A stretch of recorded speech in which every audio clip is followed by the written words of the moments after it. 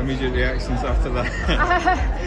Yeah, do you know what? I'm really proud to have finished today. It was a very, very tough run.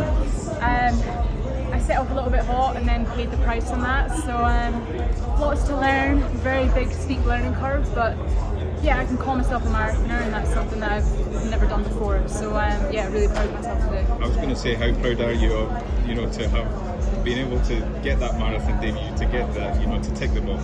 Yeah, obviously it's 2 years later than planned. We were meant to be here 2023 and I didn't make the start line. So to be honest, a lot of that today, I was like imagining myself coming down that final mile and getting there. So even when I passed 25 miles, although I was absolutely dying and struggling, I was like, you've done it, like you can see the finish line now. So yeah, I knew coming into this race I was coming in probably a little bit like underprepared, a little bit undercooked, because I was just desperate to make the start line. I didn't want to make the same mistake again where I've pushed too much and I've done too much mileage and then I've ended up not making it. So yeah, started to hurt very, very early today, but as I said, it's been really good learning experience. I know there's a lot more work to be done.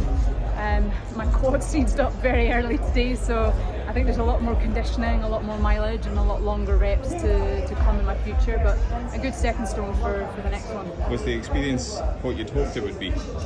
Yeah, I think personally I was a little bit disappointed with how I felt through halfway. I actually felt pretty rough even through the first 10k, which surprised me. I was hoping to feel a lot smoother than that through to 10k.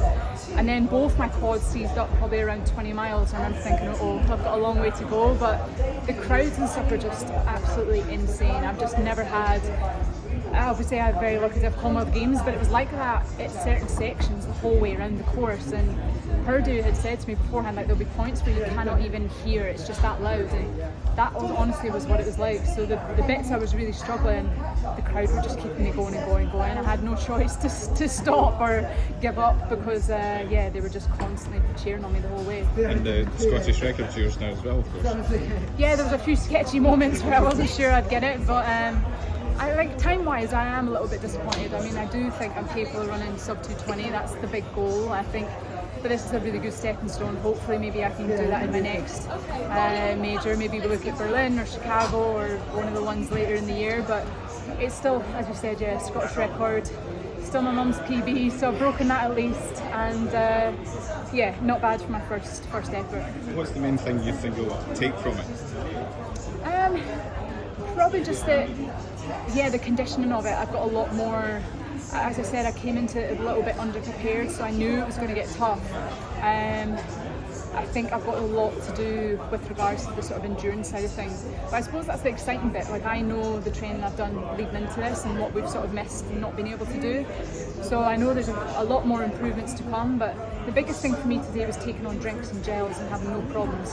2023 was just an absolute nightmare for that. So learned an awful lot today, being able to take my drinks on board with no issues, no stomach cramps, no highs and lows or crashes. I felt really good in that respect. So that was a really good learning experience as well, just for the next one. It was pretty sunny and warm out there the second half. Like, was the challenge? Were the conditions challenging for you? Do you know what? I'm used to training in the heat, so it wasn't too bad for me. I think obviously being Scottish, I would prefer it to be a good couple of degrees cooler, but to be honest, it wasn't on my mind at all. I was just so determined on just putting one foot in front of the other and getting to the finish. I tried not to think too much about the heat, but I think if you look at a lot of the British athletes today, I think everyone was a little bit off where they wanted, and even in the men's race, I know just chatting to some of the guys there, they were again a little bit off where they wanted, so maybe it did have a bit more of an impact than we thought, but it wasn't in the forefront of my mind. I just one foot in front of the other and make it to the finish.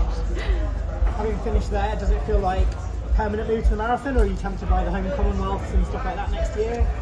Yeah, I'm disappointed there's no marathon at the Commonwealth. I would have liked to have, even if they did, like, I don't know, I was saying this the other day, a relay, you know, like, I don't know, do something different like they do in the triathlon, men and women, 4x10k, so that we can include people like Callum Hawkins, and you know, we've got Andrew Butchart, we've got some really good endurance runners in Scotland, so it's a shame that we're not going to get the chance to sort of showcase that in the roads. But yeah, I'm not going to turn down the Commonwealth Games. I would love to be there for Scotland, so 10k is sort of I think I'm still in decent enough 10k shape to go to a Commonwealth Games, but the priority right now is certainly the roads. That would be a secondary goal of mine. The major roads racing series is on my agenda now for the next 4 years. Okay. Thank you. Thanks, Eilish.